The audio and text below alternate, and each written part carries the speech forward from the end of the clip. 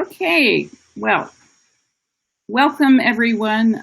Good afternoon, good evening to our friends joining us from outside the United States. I'm Uzra Zaya. I'm the President and CEO of the Alliance for Peacebuilding, and I'm really honored to join all of you this afternoon for a very important conversation on rebalancing counterterrorism, retooling, countering violent extremism.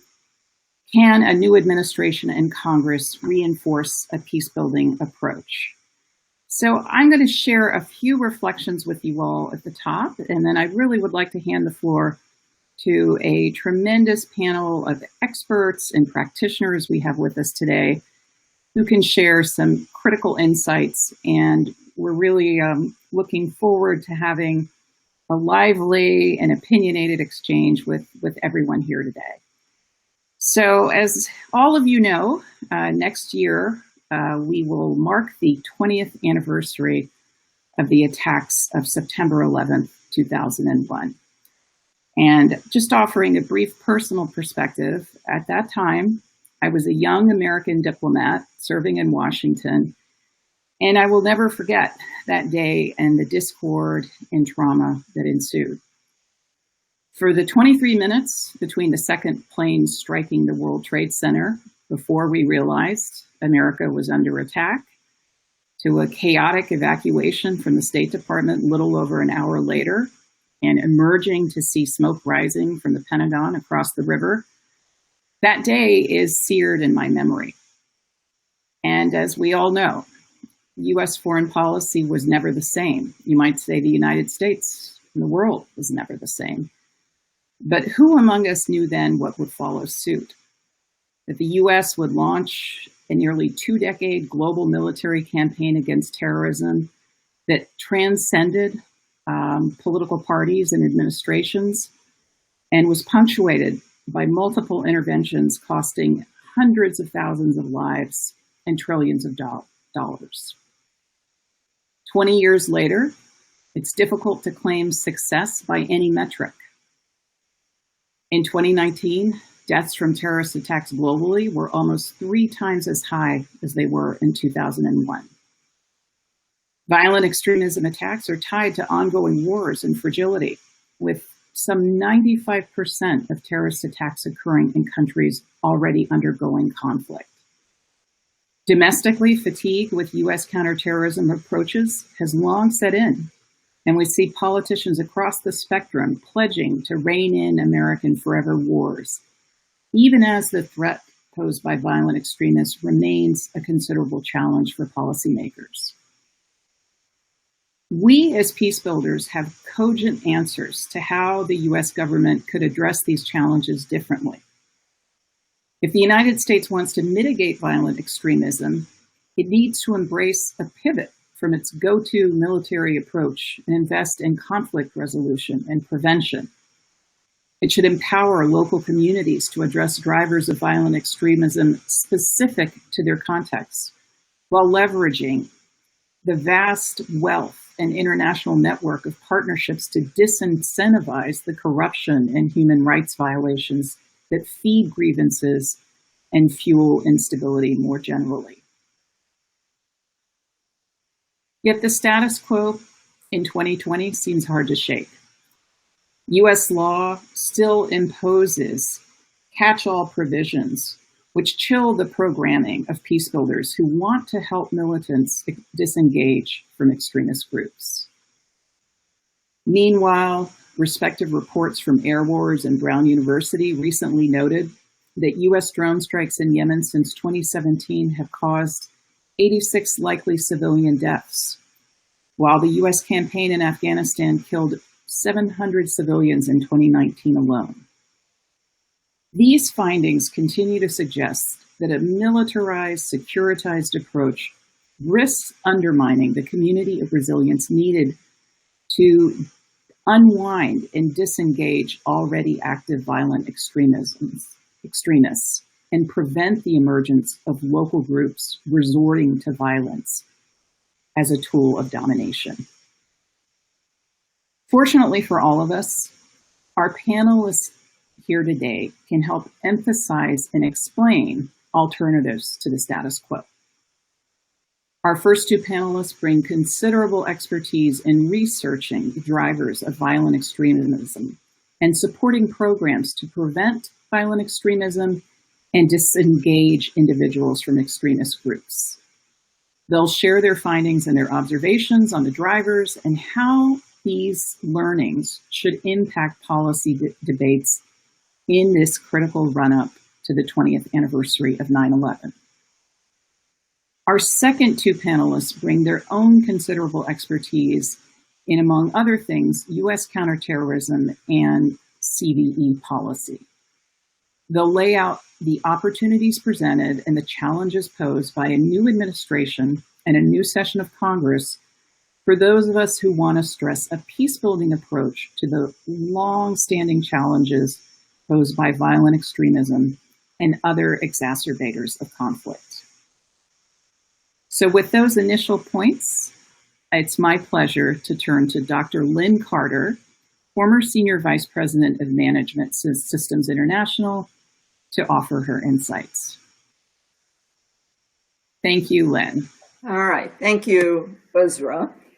I think a good place to start is the latest Global Terrorism Index, which was just released for 2019. It points happily to the 5th consecutive fall in deaths from terrorism. Lest we think that that means that the problem is less. In fact, I think there's an argument that the problem has grown more complex and has expanded. That certainly is the case for Africa, and we now see a range of heavily interlinked far-right movements, various religious forms of violent extremism, as well as multiple forms of ethno-nationalism as well.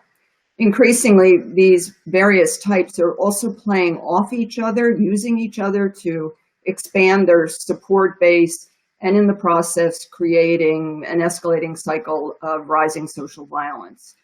As Uzra noted, VE is increasingly occurring in settings that are marked by widening conflict and weakening governance, making the problem ever harder to address. And counterterrorism programming is insufficient to remedy the problem. In terms of drivers, there's a really long list of them. There's no set of universal factors. Which matter and what their respective weight is and how they interact with each other will vary even within a country, never mind across time. The context in which VE is arising are also extraordinarily different. VE can be supported by a regime or elements of the political elite. It may arise in opposition to them. It may occur in a minority population, as among Muslims in Kenya, or among a majority population, an element of which thinks that its dominance is threatened by some other group, as in the United States. So that suggests that CVE programming really has to be very tailored and quite specific to the circumstances, with a greater focus on mobilization and political dynamics, while trying at the same time to address the underlying causes. So the evidence concerning both drivers and CVE programming impacts can be disconcertingly variable, and it is hard to piece together. The first factor I would talk about is systemic exclusion and inequalities between groups. So there's some research that suggests that economic inequality, particularly when it is aligned with ethno-sectarian differences, is tied to increased terrorism globally. This isn't the only form of marginalization that matters. Structural exclusion, when it comes with no remedies in sight, creates profound grievances and anger. And when there's group identity, along with an ideology that can both explain the problem and provide solutions, you can overcome common action problems and mobilize. One avenue for programming, then, I think, is to find ways to diminish inequalities, and that would apply to both perception and the reality of inequality. Governance factors are critical to violent extremism. VEOs, organizations, I think, expand, often more due to errors of the state than to their own brilliance. We do know that countries with higher levels of state-sponsored violence against their populations are at increased risk. State repression and human rights violations can both drive VE, as Uzra mentioned. And there's some evidence that hybrid regimes that score in the middle range between authoritarian and democratic rule on the Freedom House Political Rights Index, so a score of 5, if you will, are much more susceptible to violent extremism. And that's presumably in part because they provide no possibility for change, but some room for mobilization. Authoritarian countries are sometimes able to suppress VE, or they can drive it internationally, as is the case with Uzbekistan. But some, like Egypt, struggle to manage the VE problem. So being authoritarian isn't necessarily a solution. And while political competition has been associated with less terrorism, we do see an uptick in violent extremism in Western democracies. Even in functioning democracies, there seems to be increasing institutional distrust and dissatisfaction with democracy, so we should worry about the appeal of system overturning alternatives. Other governance issues that matter are corruption. Today is Global Anti-Corruption Day, so this surely merits a reference. This is an enabling factor because it allows VE movements to launder money, move people and illicit material through customs and border control. It allows the crafting of mutually beneficial deals with corrupt elites. Corruption also augments grievances and anger and has an adverse effect on service provision and the quality of government, augmenting institutional distrust and possibly increasing support for anti-system actors. Anti-corruption interventions, which are a mainstay of governance programming, do have importance, I think, in the CVE space. Quick word on service provision. We know that some violent extremist organizations do provide services. Many don't because it's a heavy lift. But where they do offer services, it improves their resilience, their ability to prevent defection, expand their base.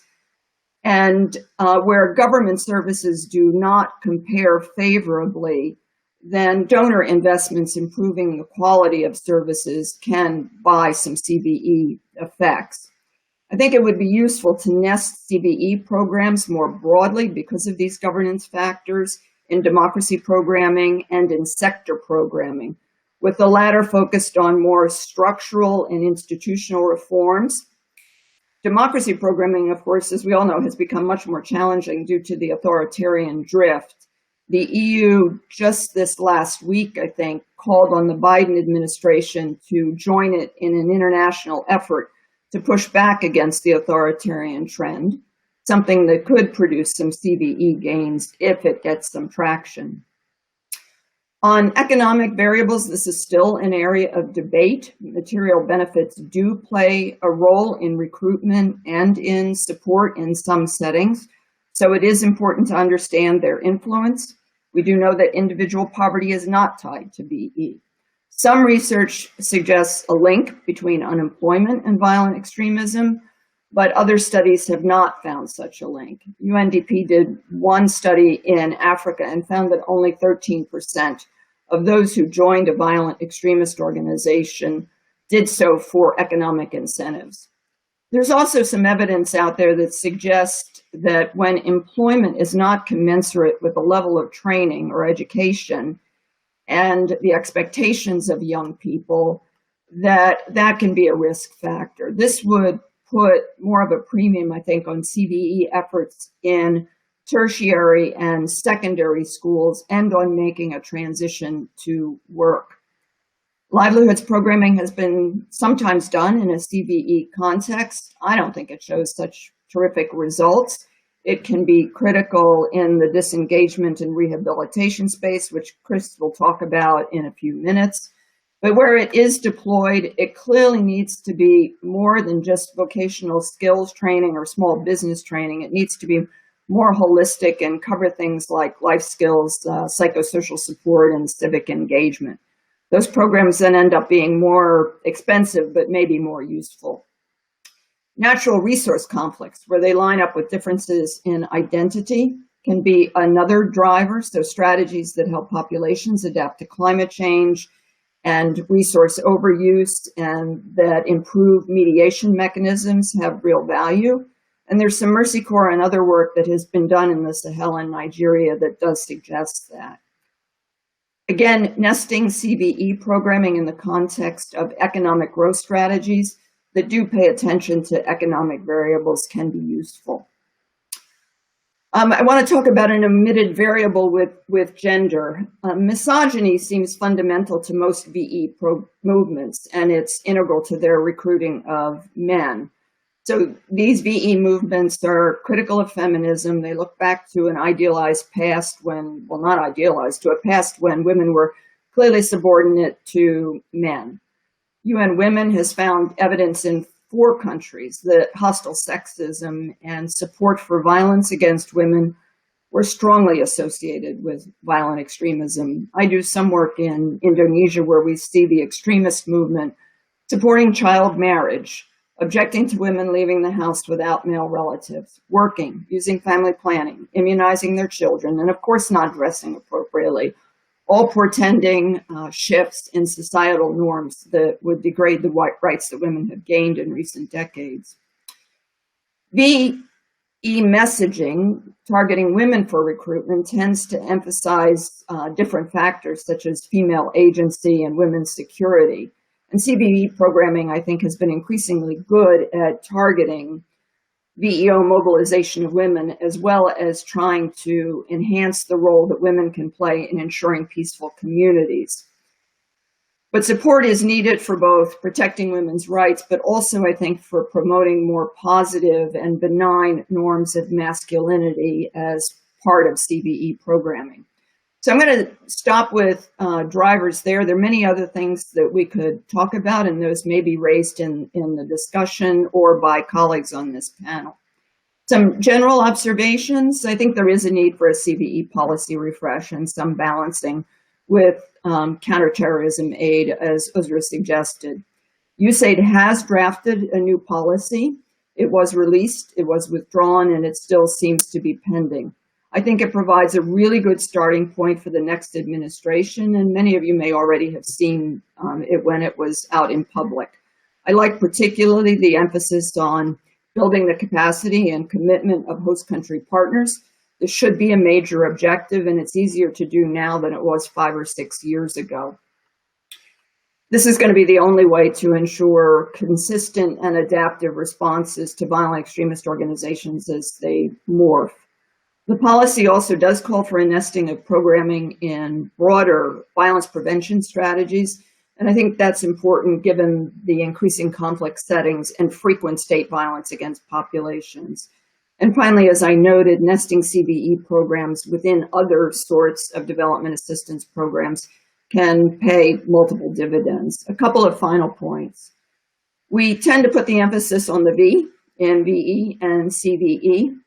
But violent extremism is generally part of a larger social movement with a range of organizations that pursue very similar exclusionary goals.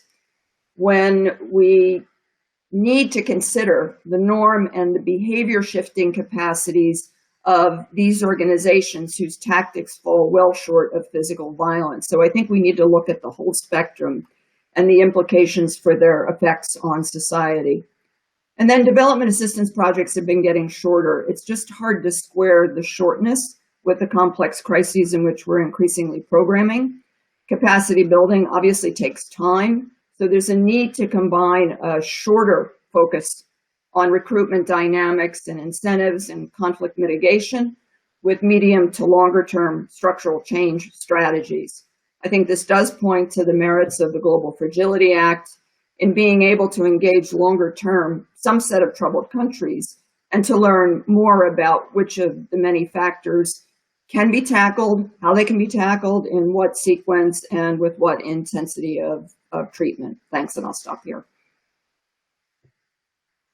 Thank you so much, Lynn. And I think that was just a ideal opening in terms of really sharing the most pertinent learnings and findings in terms of the evolving causes of violent extremism, as well as challenging some of the long-held assumptions that have guided policy up to now. With that in mind, I'd like to hand the floor to Chris Bosley, Senior Program Officer for CVE at the U.S. Institute of Peace. And Chris, I'd like to just ask you, given the urgent need to rehabilitate and reintegrate violent extremists, what are the longstanding assumptions about disengagement and reconciliation that you would like to see policymakers in 2021 really abandon or discard on day one? Yeah, thanks, Ezra, and thank everybody for tuning in. I'm Chris Bosley. For the past 3 years, I've been with USIP, leading their efforts to define what is like a peace-building approach to responding to people exiting violent extremist conflicts and people disengaging from violent extremism.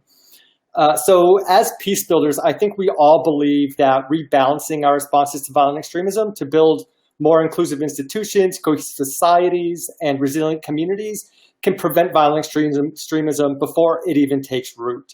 But in too many places where we need to prevent more people from engaging in violent extremism, people are already engaged. In North America, Europe, and Australasia, far-right attacks increased nearly 300% between 2013 and 2019, and they become over 700% more deadly. Violent extremist conflicts, they continue to rage in the Lake Chad Basin, West Africa in the Sahel, the Horn of Africa, Afghanistan, Libya, Ukraine, and elsewhere.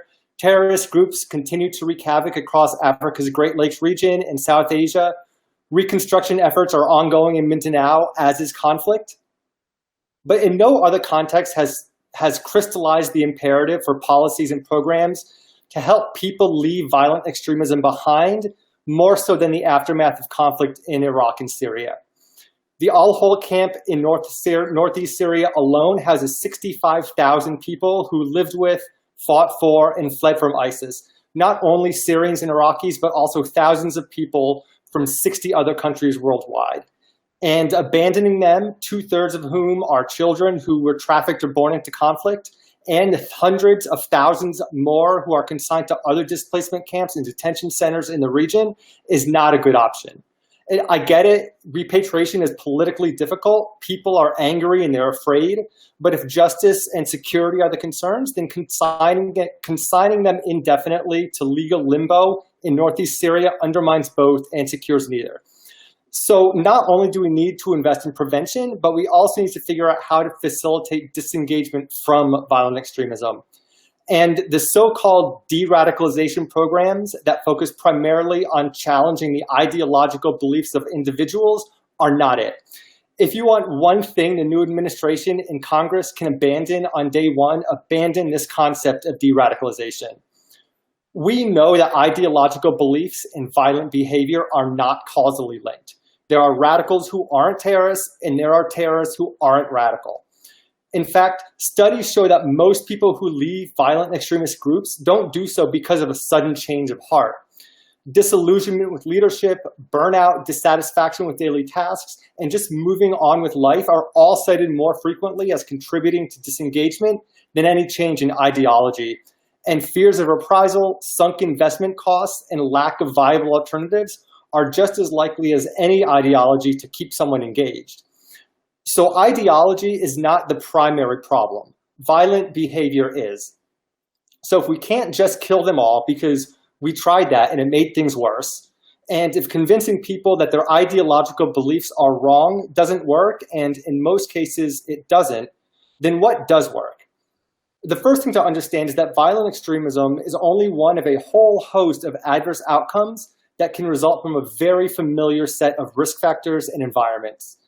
The literature not only on fragility and other forms of political violence, but also on criminality, harmful drug use, intimate partner violence, and poor population health, for example, highlights strikingly similar themes regarding community resilience, stigma, marginalization, fragmentation, access to services, trauma, frustrated agency, broken governance. That's because, like so many of these other social challenges, violent extremism is inherently social in nature. It's a form of collective action that results at the intersection of complex cognitive, group, and structural dynamics that interact serendipitously in just the right way for just the right person in just the right setting. Yet disengagement from violent extremism has been segregated from these other similarly complex social challenges. We need to take it out of its cage by ensuring low threshold access to services and bottom-up interventions to minimize risk, and shifting the focus of change from individuals alone to the social ecologies in which they find themselves to build individual and community resilience. This should sound familiar to peace builders, but it's also exactly what behavioral health, harm reduction, and public health violence prevention strategies do. Second, we know how people exit roles and groups, including violent ones like gangs and ideological ones like cults.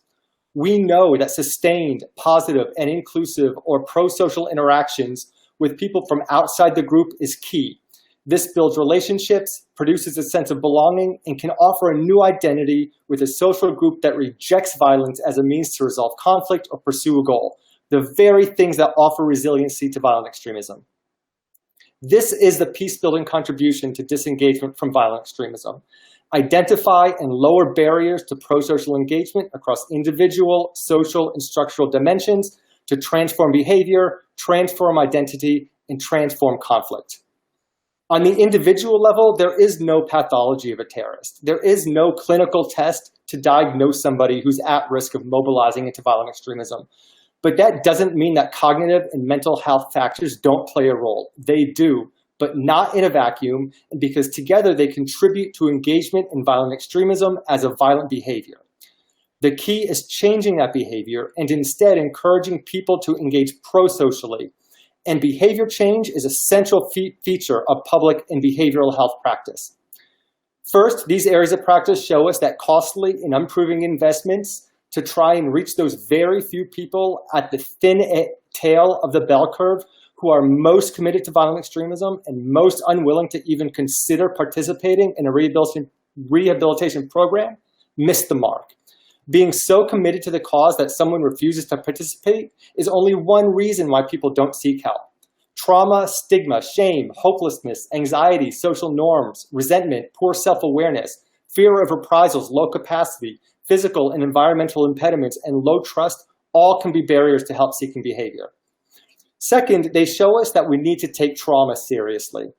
Trauma is nearly ubiquitous for people in disengaging from violent extremism, including traumas that may have contributed to their engagement in violent extremism to begin with, trauma incurred while engaged, and trauma associated with reintegration. And trauma erects significant neurophysiological barriers to building social bonds and a sense of belonging, cutting off avenues for disengagement. And by the way, trauma is also gendered. So trauma-informed needs to be gender-informed, which deserves a whole panel on its own merits. And that's without even getting into the intergenerational and communal trauma faced by communities affected by violence and violent extremism that are struggling to reintegrate people who have disengaged. Increasing access to trauma-informed and behavioral health care, it's not a panacea, but it can at least crack open a willingness to engage in a possibility for change in some people who would otherwise remain entirely unserved. And that's because on the social level, removing individual barriers to help-seeking and pro-social behavior is like building a bridge to nowhere if open spaces in which sincere interactions with people disengaging from violent extremism can occur don't actually exist. Disengagement is a two-way street, and the peace-building approach is about rehumanizing society in the eyes of those who are disengaging, and rehumanizing those disengaging in the eyes of society.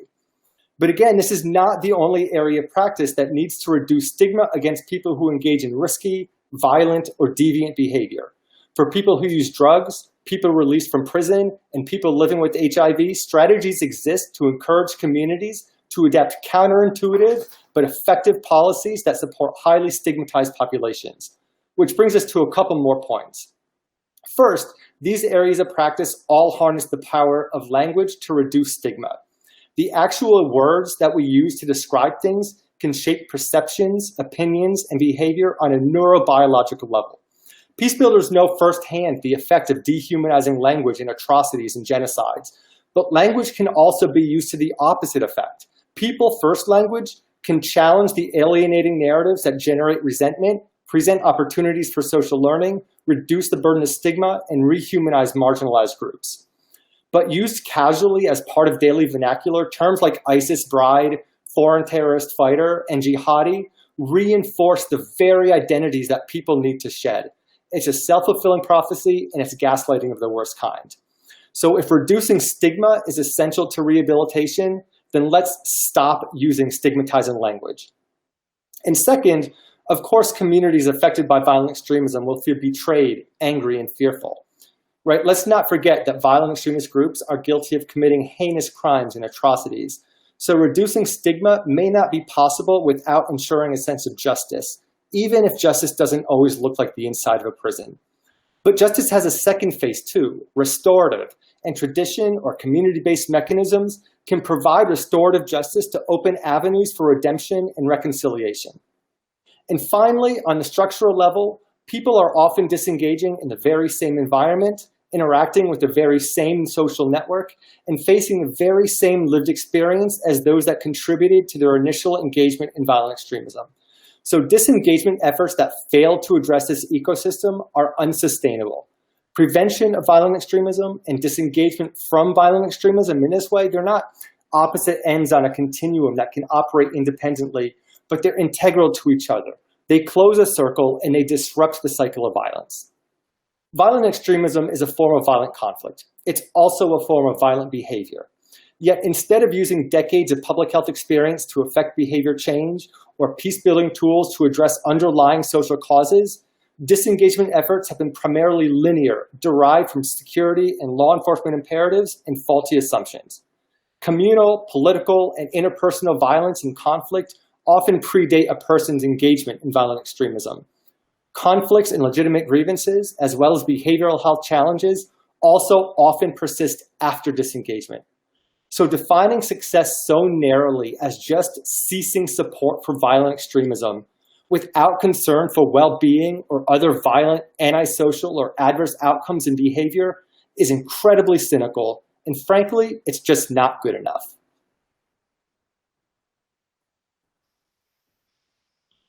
Thank you, Chris, for, again, following on Lynn's presentation, such a cogent and emphatic call for change, and a very clear-cut recommendation to abandon de-radicalization and the linear framing and the absolutely securitized approach to CVE without taking into the broader context how disengagement fits in and can integrate peace building and psychology within it, behavior change within its approach.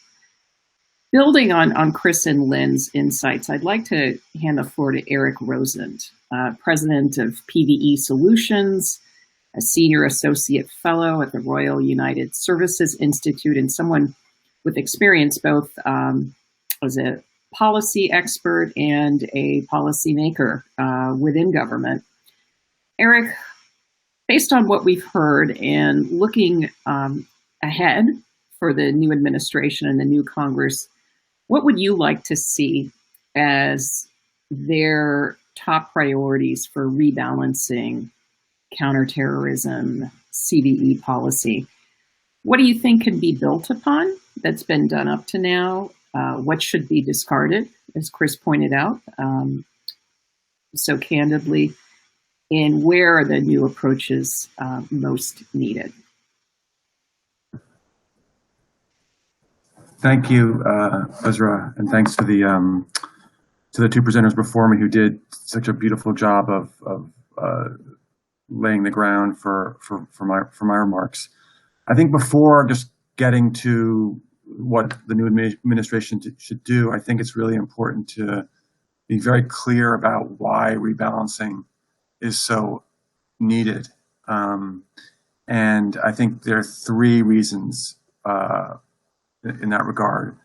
The first is that while U.S. counterterrorism policies have prevented another major attack on our homeland, it's done so at a significant cost that now may be disproportionate to the threat. And low-cost, lone actor attacks that are often focused on soft targets are really the main threat to the United States from international terrorism. And many of these groups are in fact locally rooted as terrorist recruiters seek to exploit the political, social, and economic grievances.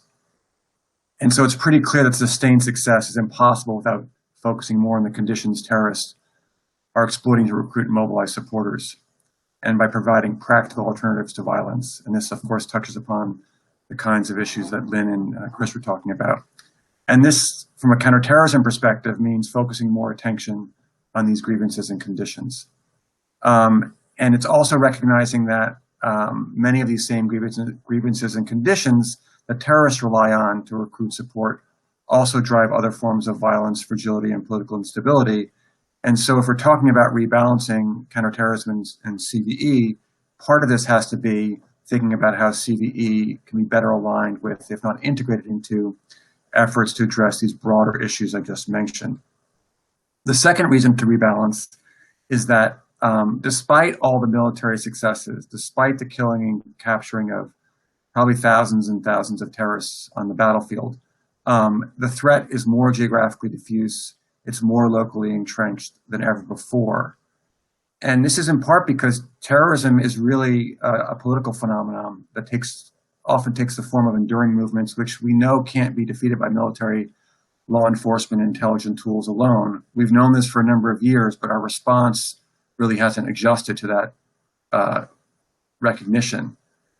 We also know that targeted interventions, security interventions, and U.S. security assistance will continue to be required to mitigate immediate threats posed by terrorist groups. However, evidence shows that these interventions and this assistance have too often undermined efforts to address the conditions that fuel the recruitment and violence, and are rarely, if ever, being implemented to support or in support of a broader political strategy.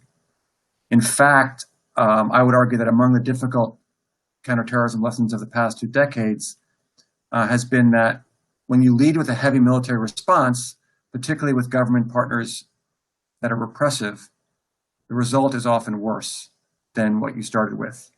And that a more effective approach to dealing with terrorism and violent extremism has to center on how governments treat their people is fundamental to addressing the threat.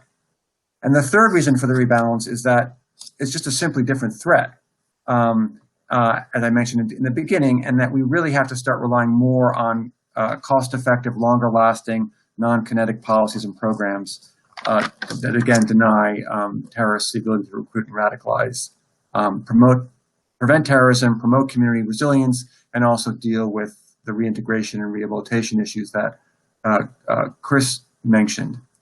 So what should the elements of a rebalanced approach look like for a new administration? I'm going to lay out 6. There are probably others as well I've missed, or you could categorize them in different ways. I think the first fundamental one is to expand and strengthen the policy and programming toolkit for addressing the drivers of violent extremism. And this means investing more in the context-sensitive, evidence-based, long-term, locally led solutions that both Lynn and Chris talked about, whether it's in the prevention side of dealing with individuals who haven't yet committed to violence but need to be steered down a nonviolent path, whether it's off-ramping those who have been radicalized to violence, and this includes those returning from conflict zones, having joined terrorist groups, and of course dealing with those that have had some association with violent extremism but have not sort of committed to violence, such as the children in Al-Hol that Chris mentioned. There needs to be more money for this, more training, more evidence-based approaches for all of this, and more policy attention to these issues. But the programmatic piece of this can't be intensification, can't be at the expense of the policy piece of this. And I think for too long, the policy side of the international CVE agenda has been giving short shrift. And so going forward, I would argue that a new administration really needs to focus much more attention on developing a robust policy component to this agenda, and one that informs and complements the CVE programmatic piece of it.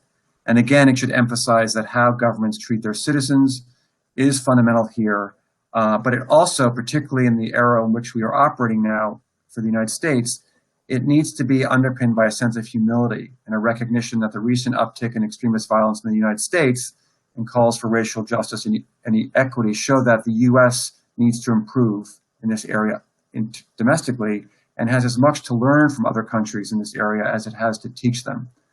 So that's the first pillar. The second pillar, and these are all sort of interrelated, the second pillar is that we need to do a much better job of integrating efforts to address the drivers of violent extremism wherever possible into broader approaches to prevent conflict and deal with state fragility, but without securitizing or otherwise undermining ongoing development, peace building, and humanitarian efforts. And it's been alluded to, I can't remember by whom, but the Global Fragility Act provides a wonderful vehicle, both the actual legislation, but also the framework that, the concept behind it, which is to look at a much more integrated approach to addressing local challenges, local drivers of violence in a country and regional context than ever before, relying on local partners more and trying to incentivize behavioral change at the national government level. And there's no reason why that international CVE can be much more integrated into this approach, and a new administration needs to prioritize that kind of evolution. And this gets, of course, to the USAID strategy that is hopefully going to be released publicly and foot stomped by everyone involved in the CVE work, because it rightly situates the agency's CVE portfolio within this broader conflict prevention framework that I mentioned, and calls for a much more integrated vision in terms of dealing with these underlying drivers. And I think it's an approach that the State Department should embrace as well, and it should be promoted internationally, although recognizing that a number of large development agencies are already championing this approach, from the World Bank to UNDP. The third piece here is that, again, this is not going to be rocket science. It's not rocket science. It's that we can no longer allow tactical counterterrorism cooperation with frontline states to consistently take priority over addressing human rights abuses and political oppression in these countries, which are exacerbating the very threat that counterterrorism cooperation is supposed to diminish. And this means the U.S. must demonstrate a commitment to conducting CT operations in compliance with its obligations under international law, as well as holding our frontline partners accountable to the same standards. And I think while human rights officials in the United States have historically been the ones making the case on these issues with our international partners the most forcefully, I think it's long overdue that our security policymakers, counterterrorism policymakers, put this at the top of their talking points, and no longer as sort of an afterthought when dealing with some of the authoritarian regimes with whom the U.S. has had long-standing bilateral CT cooperation for many, many years. The fourth piece of the rebalancing is resources, of course, and this is not only between the two sides of the river in Washington, but it's also within state and USAID. And I think we need to be investing much more, the new administration needs to be investing much more in the diplomatic and development tools to address the causes and not just the manifestations of violent extremism. And I think a great example of the funding disparity, it's a small piece of money, but it illustrates the problem very well, is the Counterterrorism Bureau at the State Department, again, the lead civilian agency on this. Its 2020 fiscal year funding for that bureau was nearly $322 million, and 95% of that could only be spent on capacity building programs linked to law enforcement, whether it's developing counterterrorism units in national police or interior ministries, developing specialized courts to try terrorist suspects, training border security officials, et cetera. This leaves only 5%, or some 15 million, of the budget for the kinds of community-led initiatives that I've outlined a little bit, that Chris has outlined in more detail, and that Lynn has talked about as well. So let's just think about 5% of the lead civilian agency's counterterrorism budget can be used for the very things that we think are so critical for dealing with the terrorist threat. And I know that Stephen will talk about in his session some of the challenges to actually making this rebalance on the resource side a reality.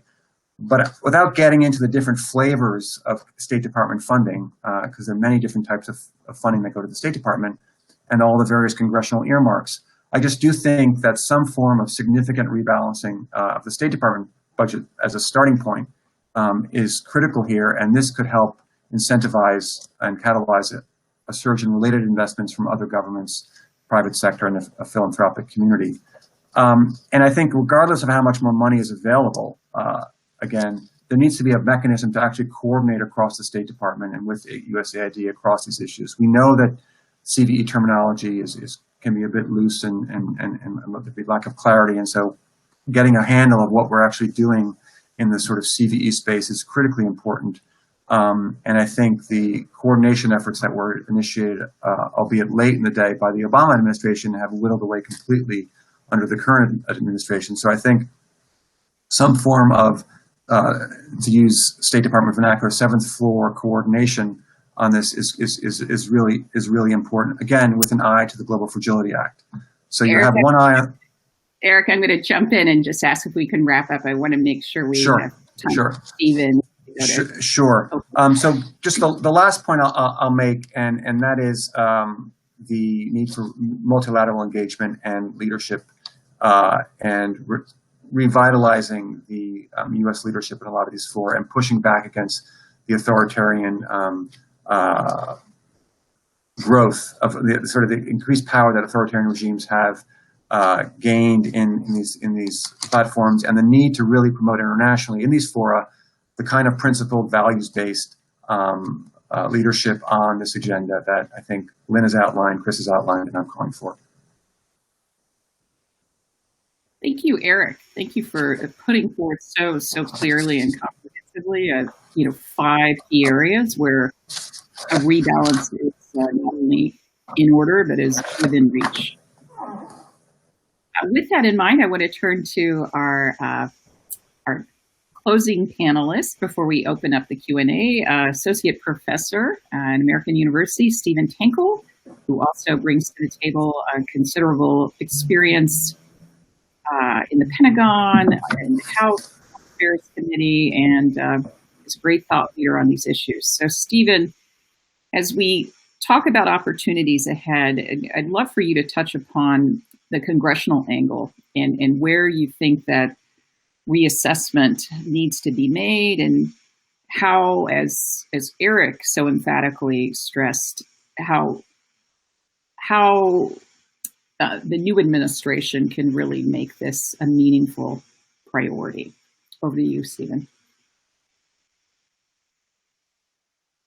It's on a panel with Lynn and Chris and Eric, and thanks to all who are attending. And let me start at the top by noting that, I'm going to sort of talk about what Congress can do in 4 different areas. These are by no means all the ways in which they can act, but I think that they're going to be critical here. One is obviously money. I heard, Eric's call for resources, so I'll touch on that. The second is requiring some of the types of reforms within the interagency that some of our other panelists have spoken of, which isn't to say that the administration won't go ahead and do it on its own, but I think we've seen efforts by Congress to try to drive some of those reforms through requirements. The third is to either create new instruments or to modify laws to enable existing instruments to be used more effectively. And then the final piece is to shape some of the activities of the administration, to include reining it in some areas where it might need to be reined in. And that's not this coming administration. I'm speaking in general in terms of any administration.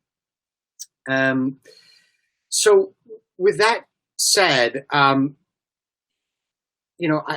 don't know that there's enormous consensus within Congress right now on these issues.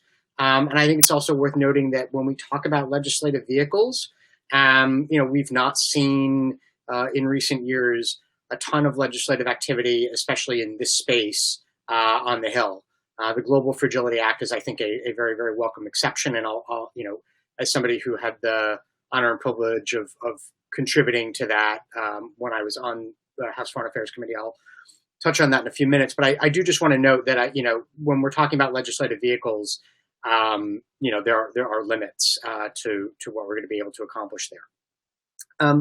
So with that said, let me start with the GFA, because I think that it is an area where we were able to get to some consensus, but it also shows the limitations of what Congress can do. And that is to say that it was very much informed by the point that all three of the other speakers made about the importance of nesting efforts to counter violent extremism, to address radicalization and recruitment within a broader framework of dealing with state fragility, to include the selection of countries not only where stabilization was necessary, but also countries where or regions that didn't necessarily need intense conflict stabilization, but were prevention countries where state fragility was high and the potential for conflict or violent extremism could emerge, right? So very much this idea of taking more of a broader frame and treating terrorism as a symptom of a wider set of problems. And we were able to get consensus broadly on that, which I think is positive, and that nesting occurred. And with that said, getting money for that was not easy. $200 million was appropriated for the Prevention and Stabilization Fund, but that wasn't new money. That was money that was in the Relief and Recovery Fund that was essentially realigned. It has since been chopped down to $100 million. And in the legislation, it states that that money can be used for GFA purposes and also for the original relief and recovery purposes, which does get at some of those challenges that we have in terms of reintegration, for example, of foreign terrorist fighters, right, or stabilization related to ISIS in Iraq and Syria. But we've now gone from potentially 200 to 100, and we're looking at whether to use money for discrete purposes or whether to use it for this broader framework. And so right there, I think we see some of the challenges that come with resourcing. The other thing I should note is I saw there was a question, that was asked by the audience. I, remain in touch with colleagues on House Foreign Affairs Committee. The countries and regions that were supposed to be identified still have not been, to my knowledge. And so, we're still waiting on that.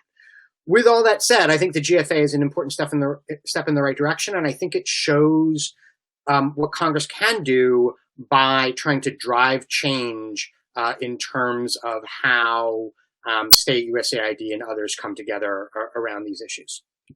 So that's sort of the first point I wanted to make.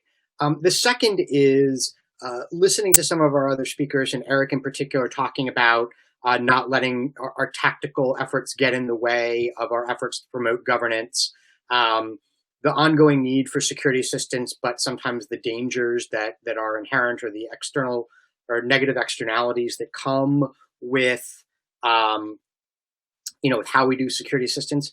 I would actually point to something that is not CVE specific that Congress tried and was not successful in doing, and that was to try to drive change in terms of how the State Department plans and conducts assessment, monitoring, evaluation, and organizes itself around security assistance, with the point not just of making the use of security assistance more effective, but also if one looks at what was in the state authorization bill last year that passed the House of Representatives, there was language in there that tried to get at a lot of these issues, and this idea that we shouldn't be looking at security assistance separate and apart from what we are looking at when we are trying to do promotion of governance, promotion of human rights, that we have to look at how one can undermine the other.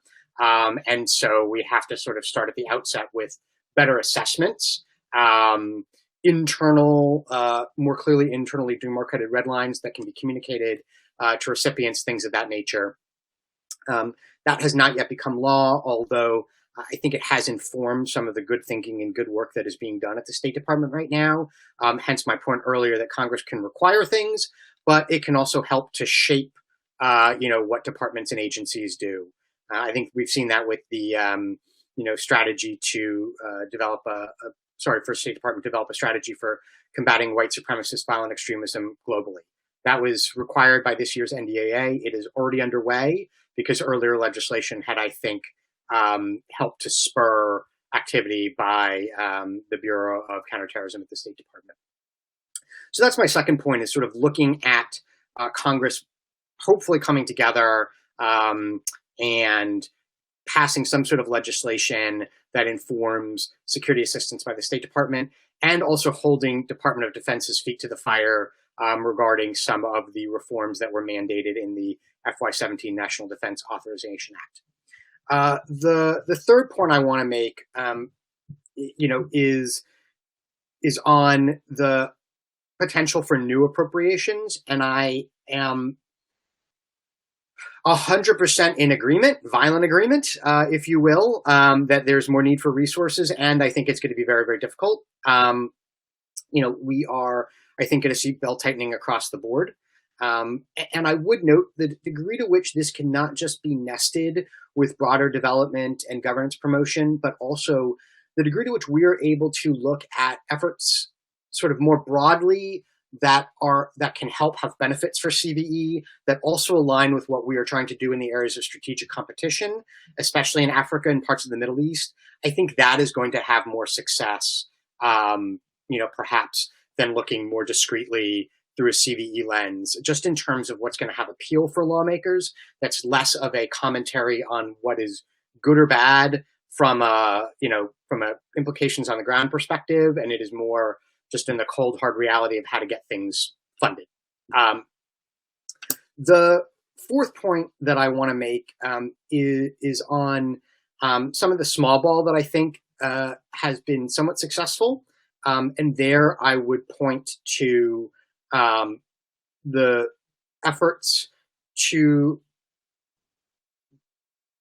ensure that some of the things that the military is doing, for example, under a program called 127 ECHO, which enables the United States, it's a funding authority, essentially enables the United States military to support local state and non-state forces that are doing counterterrorism missions essentially on our behalf, to try to get more awareness of that by embassy, by the State Department, and to be sure that that is not having adverse effects on some of these longer term trends. So again, there have been efforts on that through the NDAA. I think there's still some way to go, but I would point to that as another area where some of what Congress can do is make sure that we're not necessarily scoring own goals. And then I just want to wrap up with a few other points about sort of instruments and programmatics. I think it's important to distinguish when we're talking about violent extremism, and we've sort of lumped together what's happening in terms of far-right movements in Western countries versus some of the more traditional efforts that we've been making in places like the Middle East, and Africa, South and Central Asia. We're going to need different, not always, but in very often different toolkits. We're going to be engaging with different kinds of partners. And so I think that we need to be mindful of the ways in which we adapt different instruments. And one of those for the white supremacist violent extremism movement in particular is to ask the question of whether our current configuration for designating organizations as foreign terrorist organizations or using specially designated global terrorist designations fits for what the global white supremacist violent extremism movement looks like. It's much more leaderless. It's far less organizations. And so when we talk about that, I think that's something that Congress may have to weigh in on. Another piece of this that relates more to sort of some of the more traditional areas where we've done CVE is, I have been part of numerous conversations about the potential for a carve out for NGOs that are trying to do humanitarian assistance in areas where there are designated foreign terrorist organizations and the difficulties that are inherent in that. I am highly skeptical that we're going to be able to get a global blanket carve out.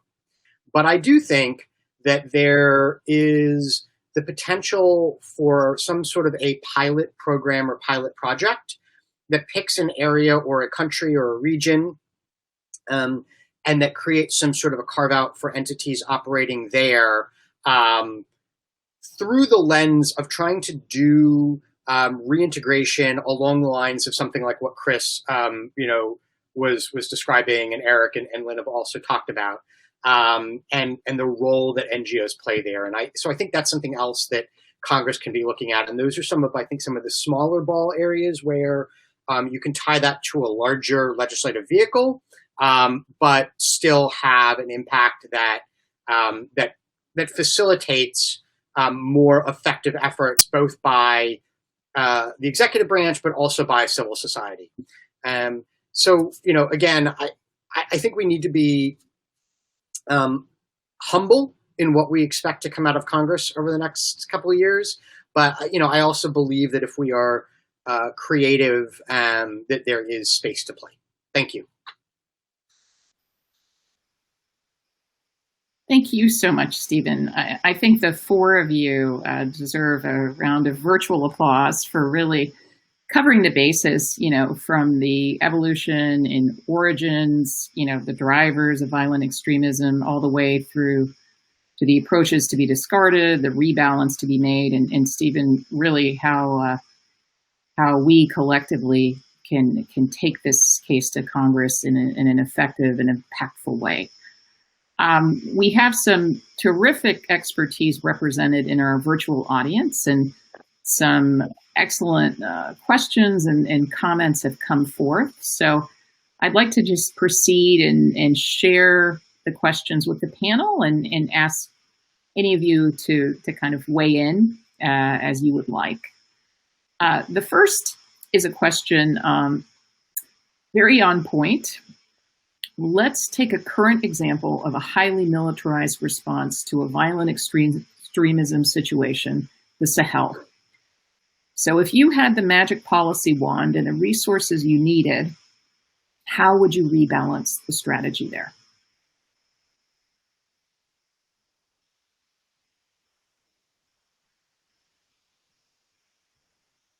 Lynn, I'm going to unmute you. Lynn, Yep. Were you answering there? Yeah, I'm here. Okay. Okay.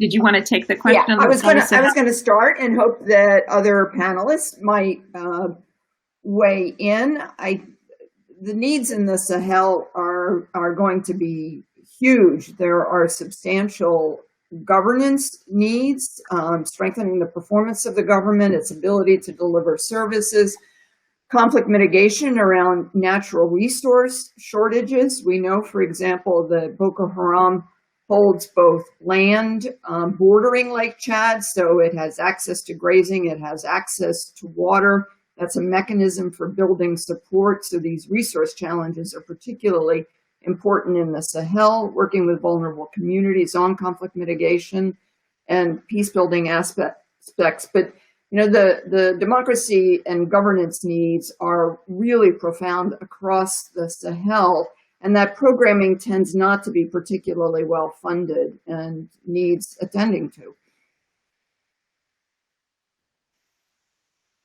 Thank you, Lynn. What about Eric and Chris?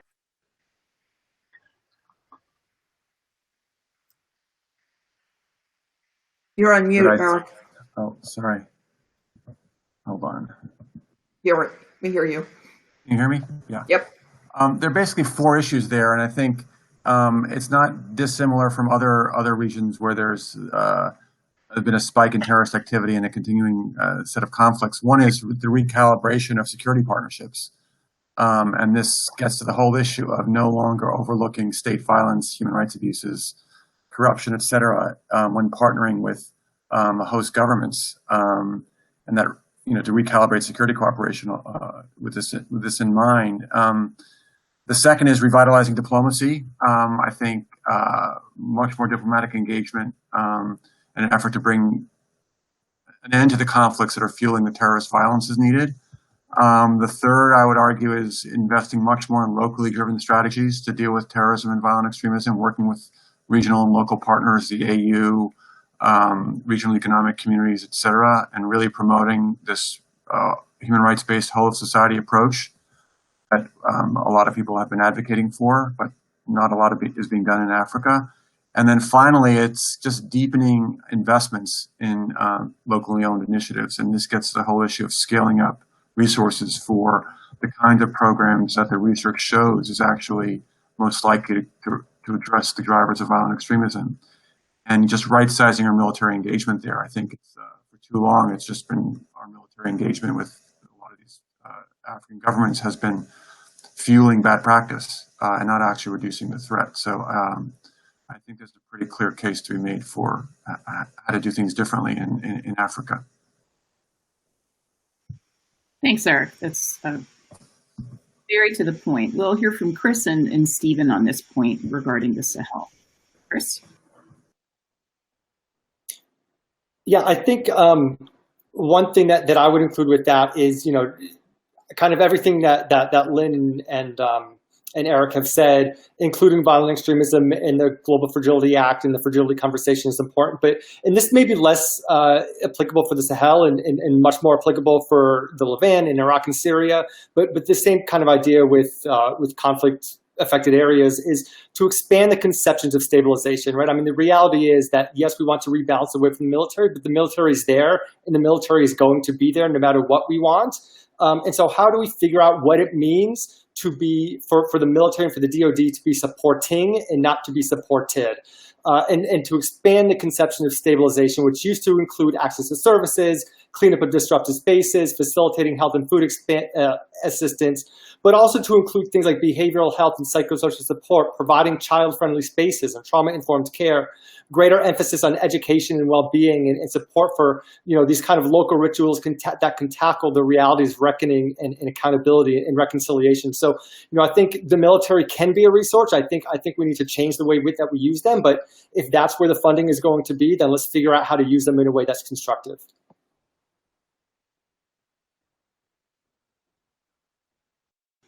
Thank you, Chris. Stephen, would you like to weigh in? Yeah, just a couple quick points, because I think if we had a magic wand, all of the points that Lynn, Chris, and Eric made are right on. I would make two. The first, just to follow on Chris's point, not only is the military going to be there, I would hasten to I would suggest that we don't necessarily want to hasten the departure of the military entirely.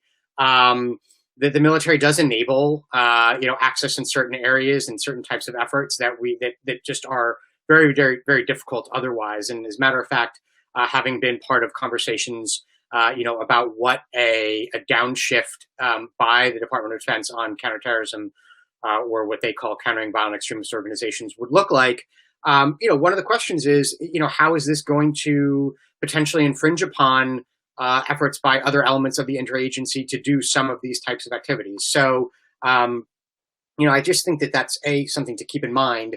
The corollary to that is that the U.S. military is looking to do less in this space, and so, that's something that we're going to have to account for, which I guess goes to my other point. And I mean, I don't want to be, contrarian, but I think one of the challenges is that we don't have that magic wand, and that we're probably never going to be able to sort of do all of the things that we need to do.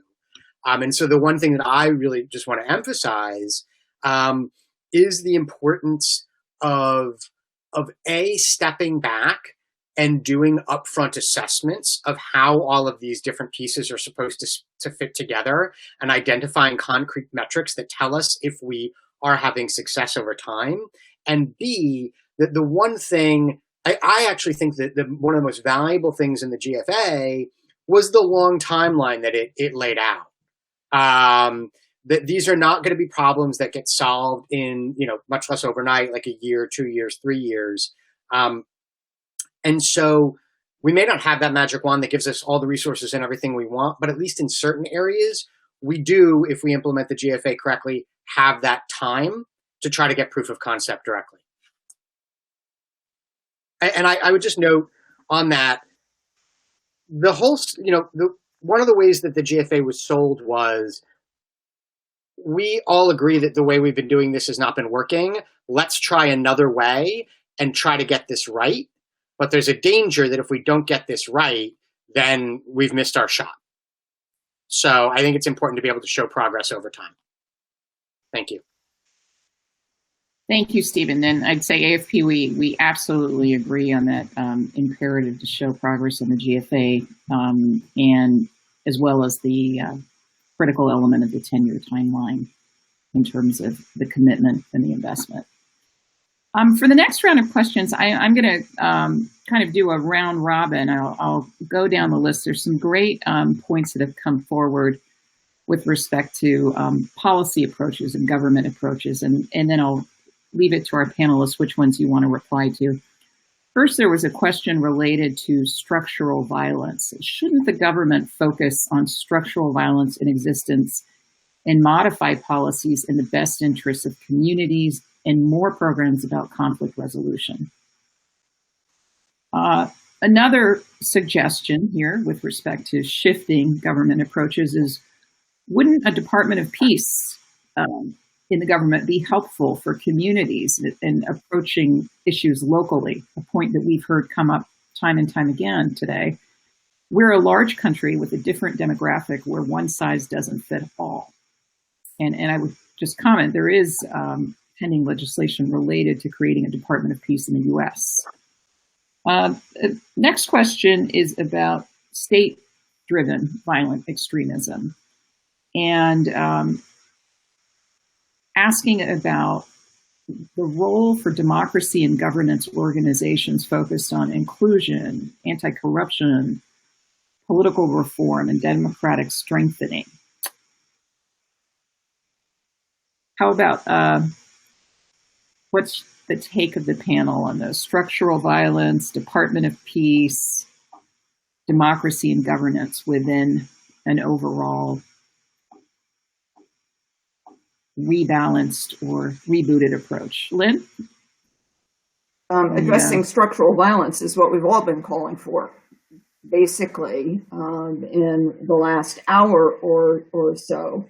In terms of Department of Peace, despite the fact that it sounds vaguely Monty Python-esque, I can point to a couple of examples in Indonesia with the Ministry of Villages that does look after local level intergroup conflict and measures it, and has asked USAID Project to help them add variables related to VE so that they can monitor for that and potentially get the right parties to help support peace. There's also another entity that works down from the president's office in Indonesia that has an explicit commitment to intergroup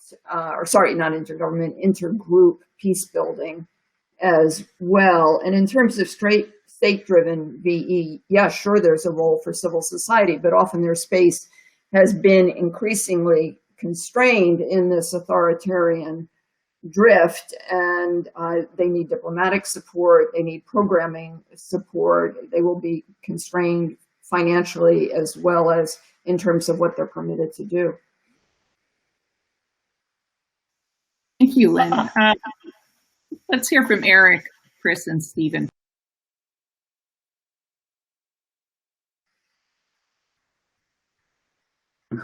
Just quickly, I think it's important as we're talking about dealing with the structural drivers of violence and other issues in a peace-building approach, and this came up a little bit in Stephen's answer regarding the GFA and sort of the long-term sort of vision for dealing with conflict in Africa.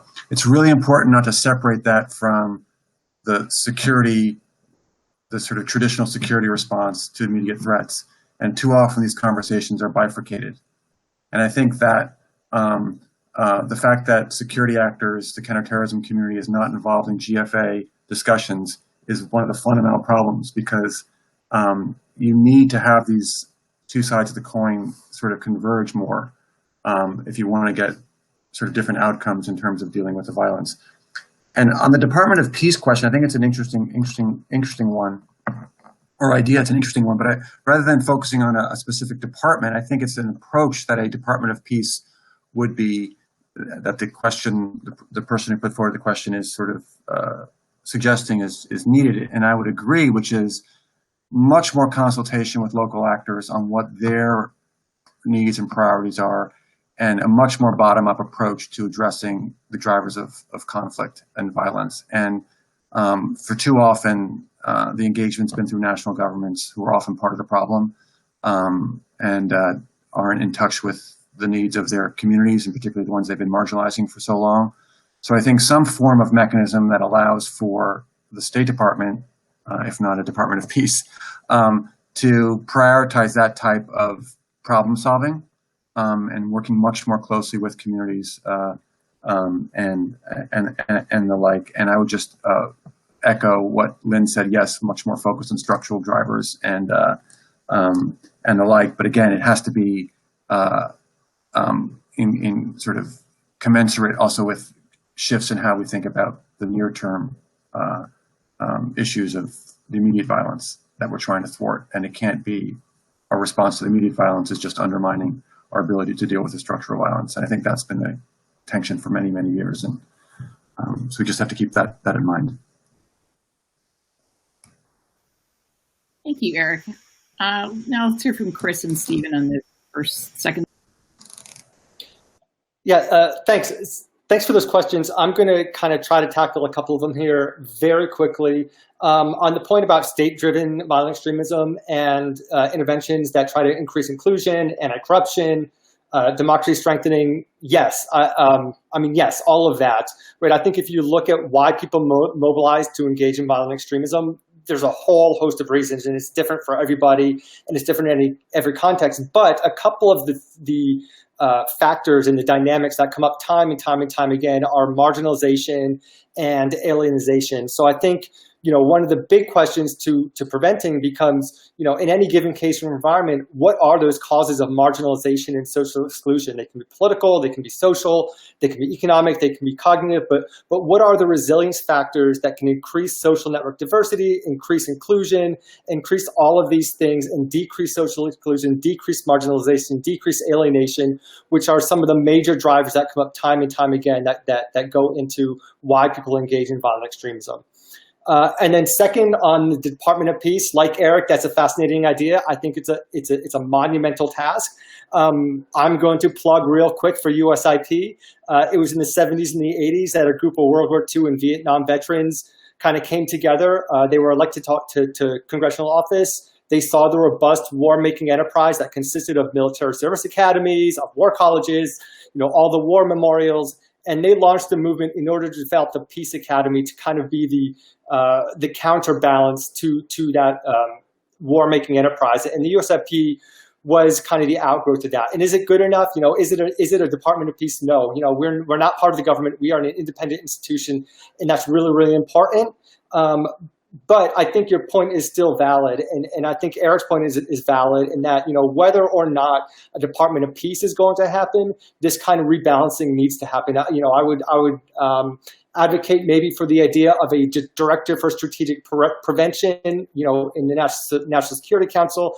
I think the issue is it's going to overlook connections with Department of HHS and the NIH and those public health institutions. But I think that's a start in a way that you could start bringing the government together and coordinating a rebalanced approach to CVE without, kind of falling back on this over-militarized approach that we've been, gotten into the habit of doing. Thank you, Chris. Now oh yeah, I'll just quickly chime in on both of those, and then Uzra, I think I was going to try to address Nicole's question as well, if I can interpret it correctly.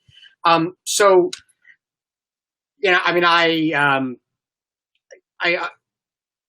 I'm not a huge fan of creating new departments and agencies. I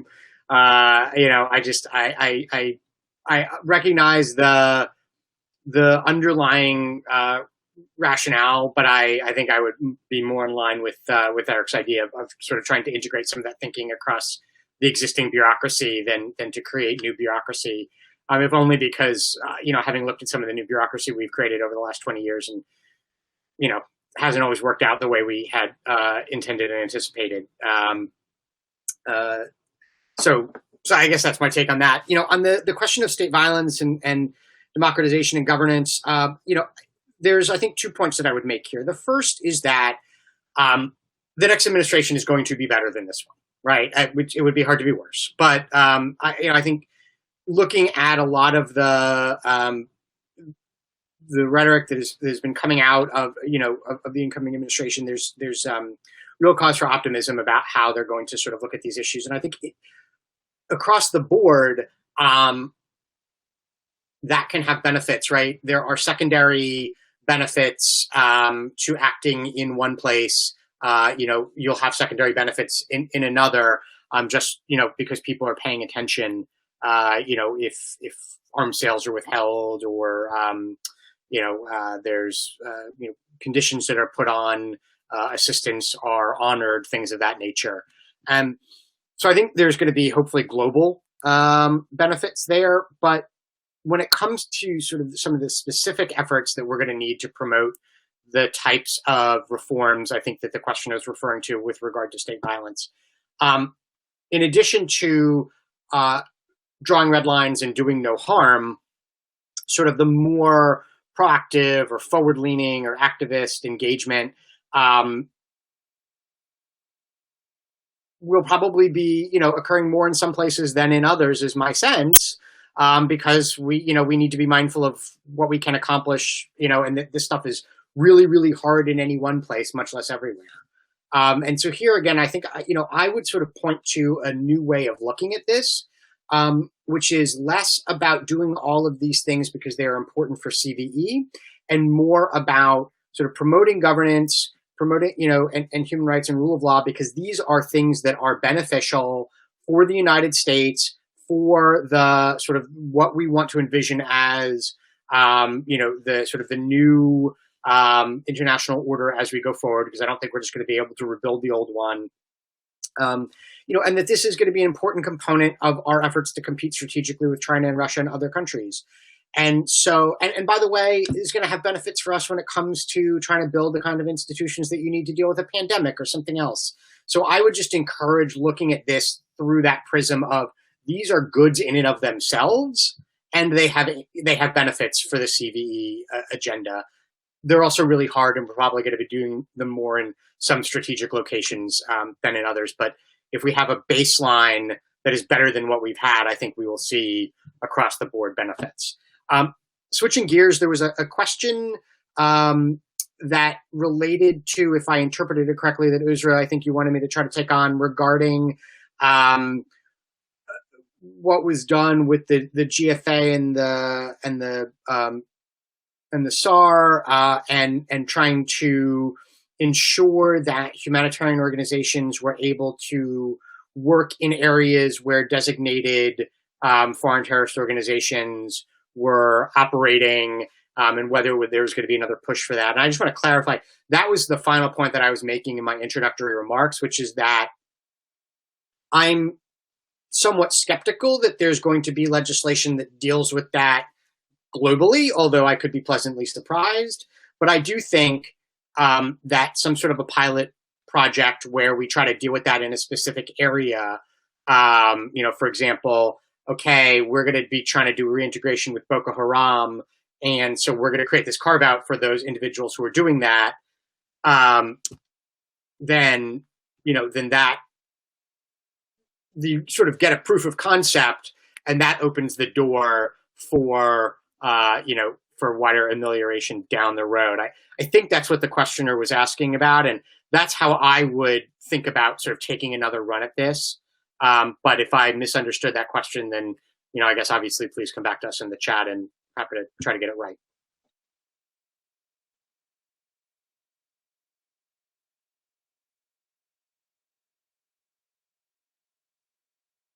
Thank you, Stephen. Now, and I think just looking over the question that came in from Nicole Paterno, the end part of it was, do the panelists see a light at the end of the tunnel in terms of policy reform? What language and evidence are most compelling for the U.S. government to widen the aperture of engagement? And I believe getting at that point of non-state armed groups, designated terror organizations.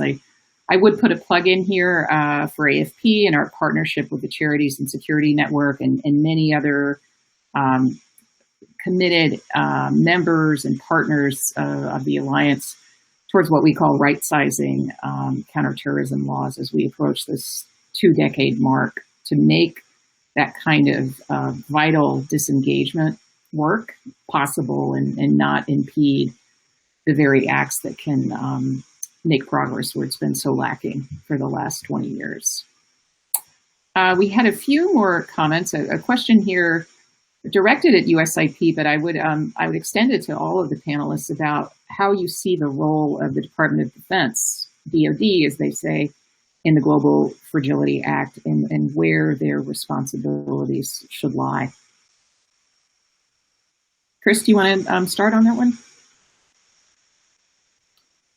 Sure, I'll start. I mean, I think I kind of alluded to a lot of this in one of my previous answers, but the Department of Defense, it's going to be involved in a lot of these post-conflict environments. When you're looking at the Levant, when you're looking at Syria and Iraq, when you're looking at places in Africa, the Defense Department is going to be involved. And I think what we have to do is figure out how do we leverage the resources and the logistics and the capabilities and the capacities that they have to bring to bear in a way that is constructive and that is not further militarizing the problem.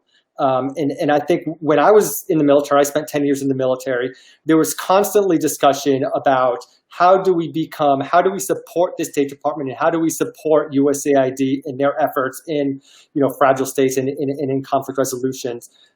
But I never heard a real sound good answer as to what it actually means for the Defense Department and the military to be supporting rather than supported. There's so much capacity and there's so much resourcing there that almost no matter where they are, almost by virtue, they become the key player on the ground. And I think that's something that needs to be addressed. But I do think, again, that stabilization is a good place to start. And I think that we need to figure out how do we expand the definition and expand the conception of stabilization to go beyond just clearing rubble and to really include a lot of these deeper structural issues and challenges to support education and to support psychosocial support and to support building child-friendly spaces and to support trauma care. Because I think stabilization can do that. I think we just need to figure out how can it do that. And unfortunately, I don't have an answer for how, but as far as you're looking at, what does the role of the DoD have to be? And that's kind of where I'm landing. Any of our other panelists want to weigh in on that question?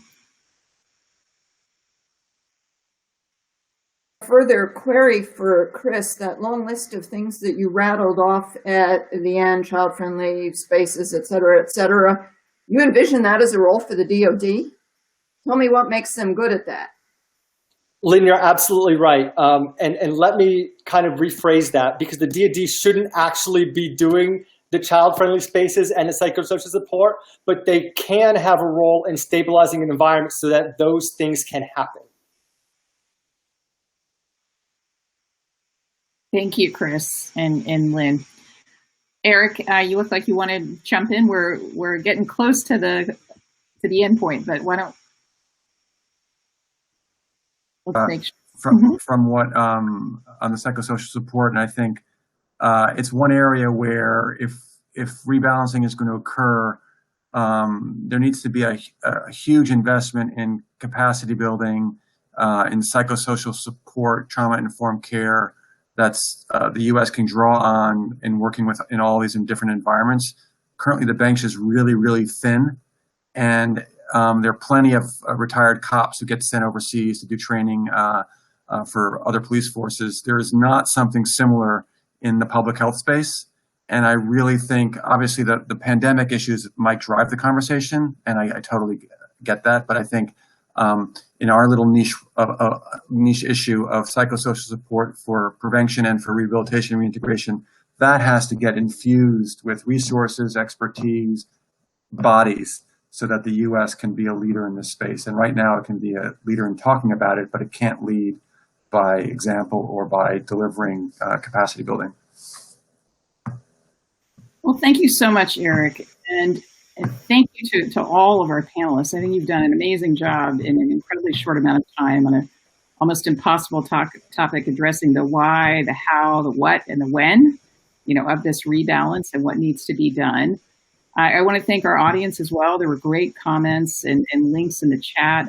All of this will be, it's being recorded and saved. It will be available to you through the Visibo platform if you want to go back in and check anything out. And I'd also commend to you, if you didn't have a chance to see the 7 a.m. session this morning, Reckoning with the Post 9/11 Securitization Legacy in the U.S. and Abroad, that was led by Jason Calder of Safer World. It was a great bookend to this session, and I think what we're all grappling and contending with.